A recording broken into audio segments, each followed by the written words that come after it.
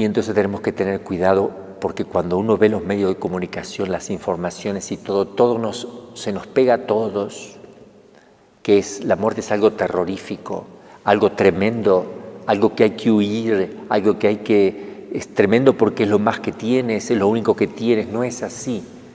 Cristo nos enseñó que eso no es así y lo sabemos que no es así. No es lo más terrible, no es terrible la muerte. Sí puede dar miedo porque no estamos acostumbrados, son realidades distintas, nuevas, que se pasa una vez pero nadie tiene esa experiencia para contarla, digamos, ¿no? Y entonces, sí la tiene Cristo, que la pudo contar, se apareció, ¿verdad? Resucitado. Lázaro, que lo resucitó Jesús, puede contar, pero por lo general no se puede. Entonces, la muerte ante todo tenemos que ver que es la prolongación de la vida que tenemos, pero sin el peso del cuerpo, es un alivio, me sacan un peso, voy a salir de mi cuerpo, me voy a ver ahí abajo, se me va a iluminar el entendimiento, voy a comprender las cosas con pureza, no va a haber engaño, no va a haber fraude, no entra el hombre que te engaña, que te estafa, que te miente, no va a haber políticos que te quieran decir cosas para sacarte provecho, ni va a haber empresas que quieran que le compres a ellos, todas esas cosas desaparecen, desaparece todo eso.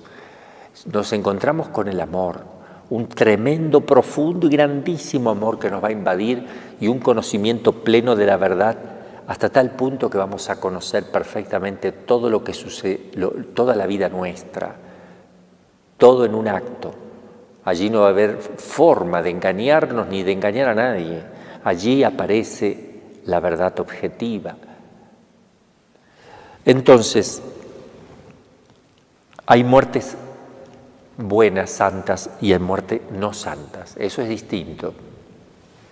Porque hay personas que murieron mal, y morir mal significa que han vivido mal y no han cambiado a tiempo, no han querido. Tenemos un ejemplo de una muerte tremenda, que la voy a leer, y después voy a leer una hermosa muerte, para que veamos cómo depende mucho de la vida que uno lleva, cómo va a morir después.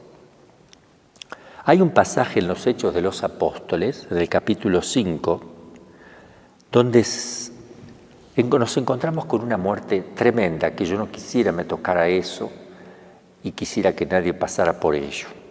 Pero lo cuenta aquí San Lucas, que ha pasado con San Pedro y algunos apóstoles. Resulta que en la primitiva comunidad cristiana empezaron a vivir, a hacer experiencia de vivir en vida comunitaria, poniendo los bienes en común para los que necesitaban, los que más tenían ponían, todos ponían lo que querían, si uno quería poner todo, ponía todo.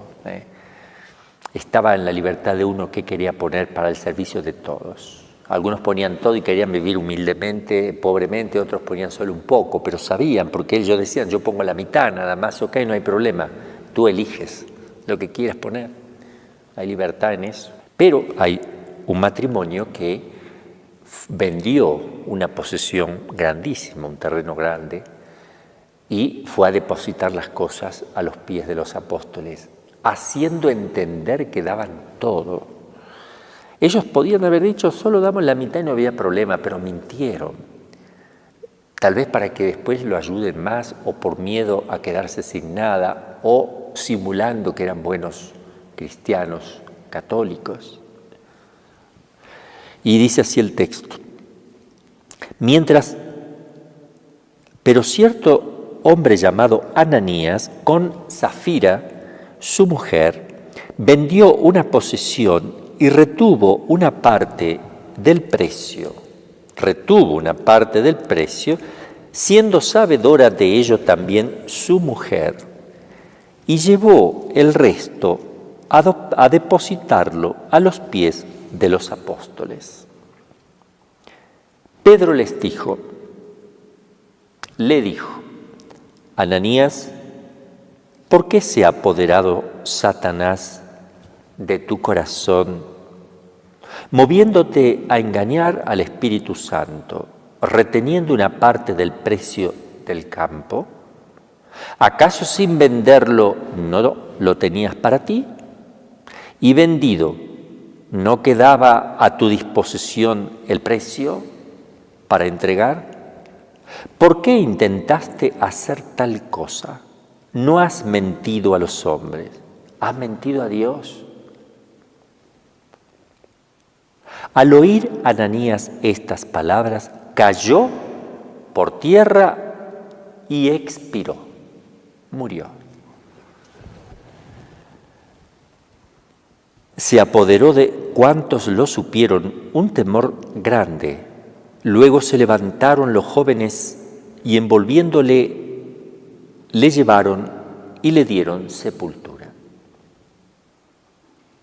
Pasadas como unas 3 horas, entró la mujer, ignorante de lo que había sucedido con su marido. Y Pedro le dirigió la palabra: dime si habéis vendido el campo en tanta cantidad. Ella dijo: sí, en ese precio. Y Pedro le dijo a ella: ¿por qué os habéis concertado con vuestro marido en tentar al Espíritu Santo? Mira, los pies de los que han sepultado a tu marido están ya a la puerta y esos te llevarán también a ti. Cayó al instante a sus pies y expiró. Entrando los jóvenes la hallaron muerta y la sacaron dándole sepultura con su marido.